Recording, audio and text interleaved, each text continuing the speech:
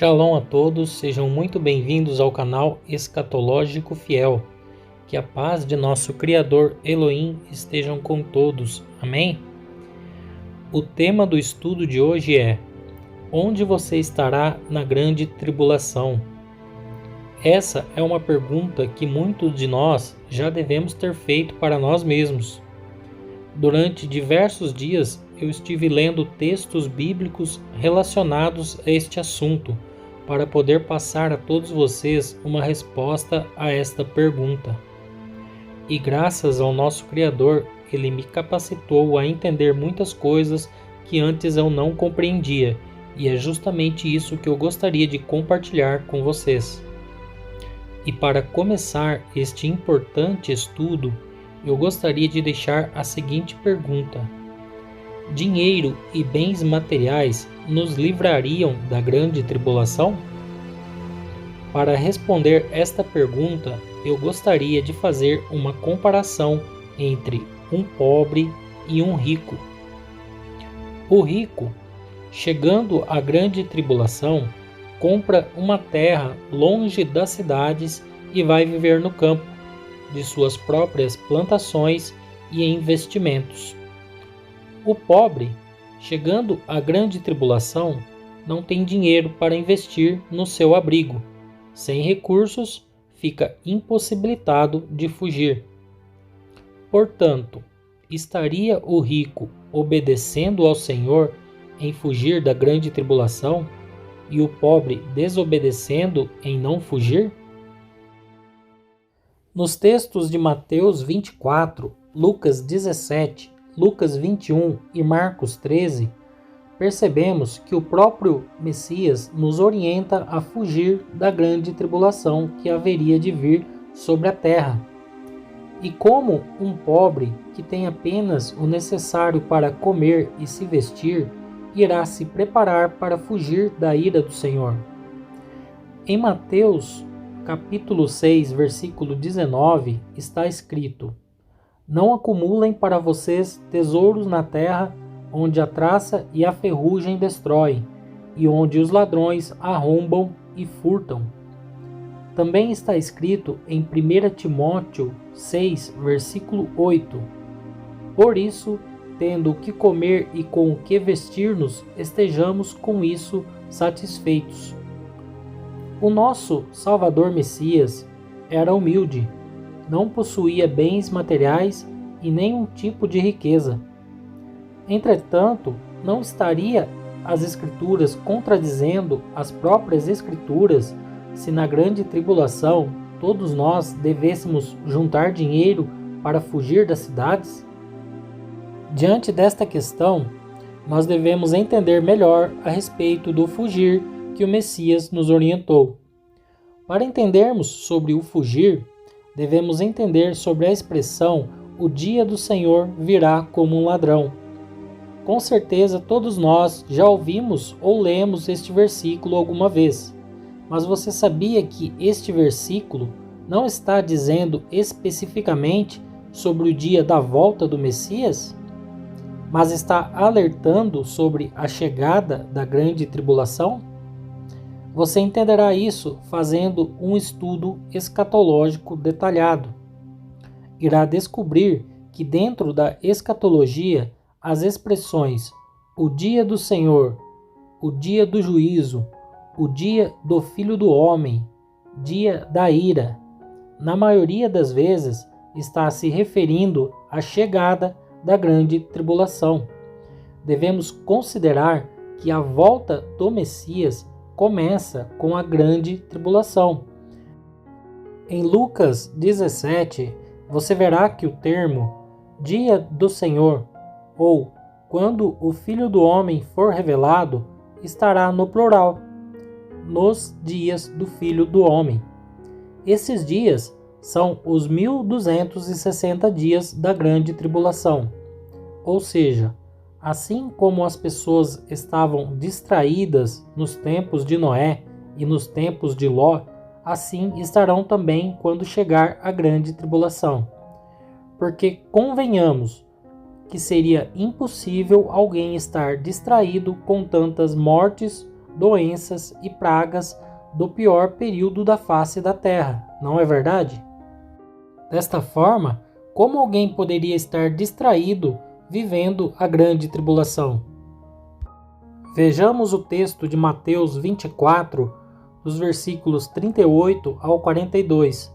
Diz assim: Pois nos dias anteriores ao dilúvio, o povo vivia comendo e bebendo, casando-se e dando-se em casamento, até o dia em que Noé entrou na arca. E eles nada perceberam até que veio o dilúvio e os levou a todos. Assim acontecerá na vinda do Filho do Homem. 2 homens estarão no campo, um será levado e o outro deixado. 2 mulheres estarão trabalhando num moinho, uma será levada e a outra deixada. Portanto, vigiem, porque vocês não sabem em que dia virá o seu Senhor. Irmãos, este é um texto que causa muita confusão a respeito de ser arrebatado antes da tribulação, justamente pelo fato das pessoas interpretarem a expressão vinda do Filho do Homem como o dia específico da volta do Messias, mas não é isso. O dia da vinda do Senhor se inicia com a chegada da grande tribulação e termina com a sua volta. Portanto, quando diz um será levado, outro será deixado, uma será tirada, outra será deixada, não está dizendo que serão arrebatadas, mas serão tiradas da grande tribulação para serem protegidas nestes dias de ira do Senhor sobre a terra. O Messias nos orienta a vigiar, porque não sabemos que dia virá nosso Senhor, ou qual dia específico que começará a contar os 1260 dias da sua volta. Isso quer dizer que somente aquele que estiver vivendo uma vida de intimidade com o Pai conseguirão literalmente fugir nestes dias. Concluímos que para fugir devemos vigiar, e vigiar no sentido espiritual é termos uma vida de oração e santificação aos olhos do Pai, guardando todos os seus mandamentos, para que assim possamos ser tirados ou levados nos dias do Filho do Homem, ou seja, na chegada da grande tribulação. Irmãos, nessa hora muitas perguntas surgem. Mas como acontecerá isso? Como seremos tirados da grande tribulação sem termos sido arrebatados? Em Apocalipse, capítulos 2 e 3, o Senhor fala sobre o caráter dos cristãos de todas as eras das igrejas. Uma delas, mencionada como Igreja de Filadélfia, é descrita da seguinte forma: Conheço as suas obras. Eis que coloquei diante de você uma porta aberta que ninguém pode fechar. Sei que você tem pouca força, mas guardou a minha palavra e não negou o meu nome. Vejam o que farei com aqueles que são sinagoga de Satanás e que se dizem judeus e não são, mas são mentirosos. Farei que se prostem aos seus pés e reconheçam que eu amei você, visto que você guardou a minha palavra de exortação à perseverança, eu também o guardarei da hora da provação que está para vir sobre todo o mundo, para pôr à prova os que habitam na terra. A expressão guardarei na hora da provação está falando exatamente da grande tribulação, os que serão tirados e os que fugirão. É por isso que devemos crer na intervenção divina, porque é isso que estamos lendo nas Escrituras. O livramento na hora da grande tribulação não vem de nós, vem do Senhor. Nos tempos de Ló, os anjos apareceram e pediram para que Ló fugisse e não olhasse para trás. Quem sabe ocorrerá da mesma forma? Eu, particularmente, estou me convencendo que seremos instruídos por anjos para fugir? Coloquem no comentário a opinião de vocês. Nos últimos versículos de Lucas 17, quando o Messias diz: "Naquela noite um será deixado e outro será levado", os discípulos perguntam: "Onde, Senhor?" Ele responde: "Onde estiver o corpo, aí se ajuntarão as águias." Durante muito tempo tentei compreender este versículo, que existem diversas interpretações. Mas como no contexto o Messias estava falando sobre a chegada da grande tribulação, as águias só podem se referir aos anjos, e o corpo se refere àqueles que se encontram fiéis ao Senhor. Mas atenção, isto não se refere ao arrebatamento. Não existe base bíblica para dizer que seremos arrebatados antes da grande tribulação. Palavras como fugir, ser tirados, ser levados, sermos guardados, diz respeito a sermos protegidos da grande tribulação. Eu gostaria de fazer agora uma breve observação, ok, pessoal?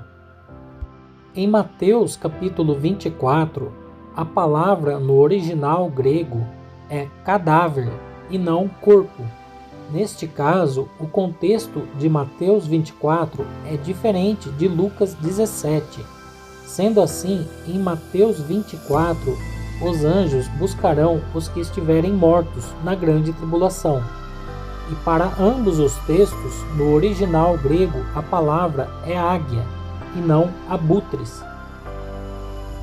Agora, continuando, temos que compreender que fugir apenas sem viver uma vida de obediência ao Senhor de nada adiantará. Seja para onde for que você fugir na grande tribulação, você estará na vista da besta e da serpente, que é o diabo e Satanás. Ou seja, todos aqueles que não estiverem vigiando e orando com suas vestes limpas, vivendo uma vida totalmente pura e afastada de qualquer idolatria ou paganismo, estes morrerão na grande tribulação. E isto não é eu que estou dizendo, mas a Bíblia. Para concluir o estudo bíblico de hoje, vamos então voltar à pergunta inicial: onde você estará na grande tribulação? Só existem duas respostas: estaremos na própria tribulação ou seremos tirados dela, mas não conseguiremos fugir por nossas próprias forças. Em Apocalipse 12, versículos 13 e 14, a palavra do Senhor responde: "Quando o dragão viu que havia sido lançado à terra, começou a perseguir a mulher, que dera à luz o menino. Foram dadas à mulher as duas asas da grande águia, para que ela pudesse voar para o lugar que lhe havia sido preparado no deserto, onde seria sustentada durante um tempo, tempos e meio tempo, fora do alcance da serpente." Portanto, acabamos de ler que este lugar será preparado pelo nosso Senhor. Só lá estaremos fora da vista da serpente. E diz também que seremos sustentados durante 3 anos e meio. No livro de Apocalipse, diz que serão 144 mil fiéis. Considerando um mundo com 8 bilhões de pessoas, seria apenas 0,0018% da população mundial. Para você ter uma noção destes números, a cada 55 mil pessoas, apenas uma delas estaria vivendo uma vida de acordo com a vontade do Criador. Estes são os que não verão a morte e cantarão o cântico de Moisés. O restante dos cristãos serão todos mortos na grande tribulação. Terão que lavar suas vestes e pagar com a morte para serem salvos, por causa de seus pecados. E para finalizarmos, o fugir da grande tribulação é literal sim, porém nós não sabemos onde o Senhor ou seus anjos irá nos conduzir para sermos protegidos. Apenas devemos crer que a nossa salvação vem do Senhor e quando chegar o dia, Ele nos mostrará para onde devemos ir. Porém, se não estivermos com nossos corações e vestes lavadas, este dia virá como um ladrão, e então já não haverá mais tempo para fugir. Não adiantará fugir para o mato, porque o mato não irá lavar nossos corações dos pecados. Estaremos vivendo os dias da grande tribulação por nossa própria culpa. Todos os cristãos verdadeiros que estiverem na grande tribulação passarão pela morte, mas lavarão suas vestes. Por isso, devemos estar vigiando e orando e não preocupados em guardar dinheiro para fugir para o mato. Devemos nos manter com nossas vestes limpas perante o Senhor. Cuidem-se quanto às idolatrias e ao paganismo mundano. Cuidado com as religiões. Só existe um Deus e Ele não habita em tendas e nem em templos feitos por mãos. Vejam o vídeo 05 deste canal sobre Apocalipse 17, a Grande Babilônia. Eu deixarei o link deste vídeo na descrição. E para encerrar, eu gostaria de trocar a pergunta. Ao invés de onde nós estaremos quando chegar a grande tribulação, a pergunta que fica é: onde estará o nosso coração quando o dia do Senhor chegar? Amém? Que a paz de Elohim, nosso eterno Criador, estejam com todos vocês. A Ele seja dada toda a honra e toda a glória para todo o sempre. Amém.